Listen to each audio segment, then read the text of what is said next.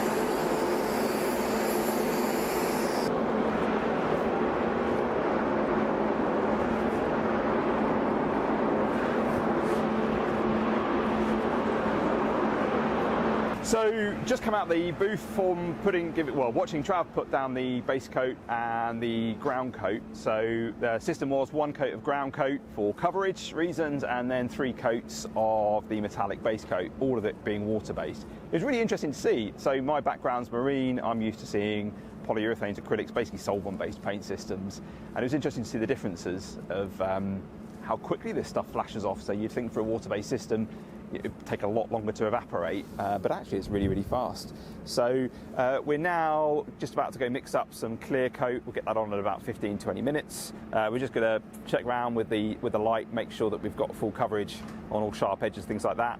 Then after that, yeah, we'll go on and get the final coats of clear on, and this baby should be looking really shiny and ready for the camera in the morning. I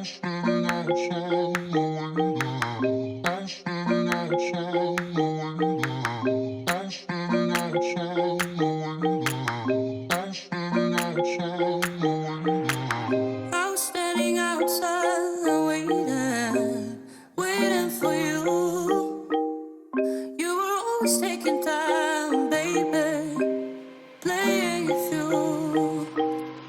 I was calling out your name with my eyes on the wall. You were running like a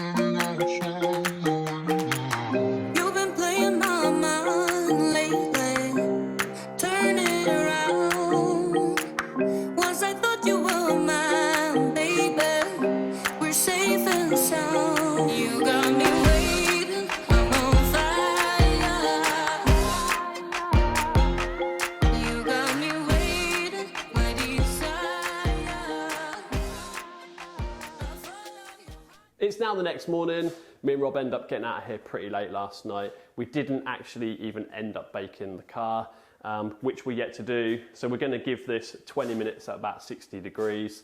But considering it hasn't had a bake, it's cured pretty well. What do you think, Rob? Mate, it's absolutely stunning. I'm like absolutely bowled over with it.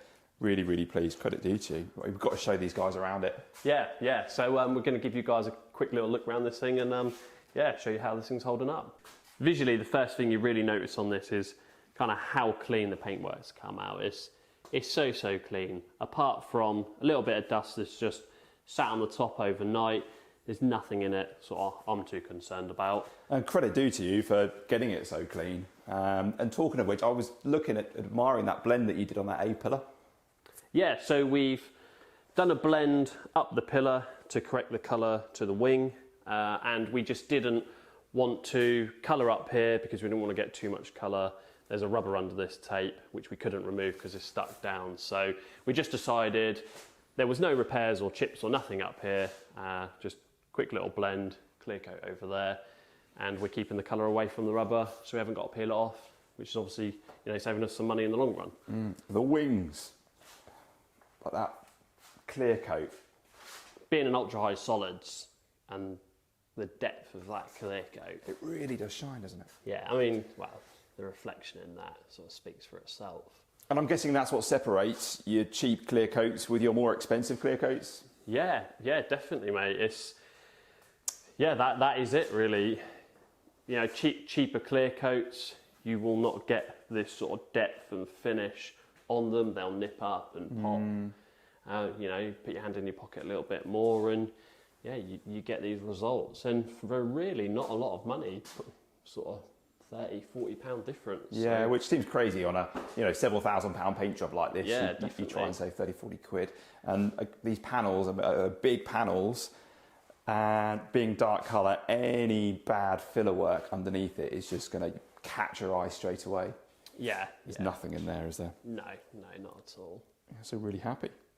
So we're now going to put the car on a 20-minute bake cycle. We do still have all the panels yet to paint, which we're going to be getting on with over the course of the next week. And I'm hoping this afternoon I can make a start on giving this thing a polish up. So that's going to wrap it up for the first episode of the Jaguar. And the next episode, we're going to be getting all the polishing sorted out and the car put back together. So yeah, make sure you join us for that one. Yeah, and if you've liked this video, guys, give us a thumbs up. Remember to subscribe to the channel, keep it mad, and we'll see you in the next one.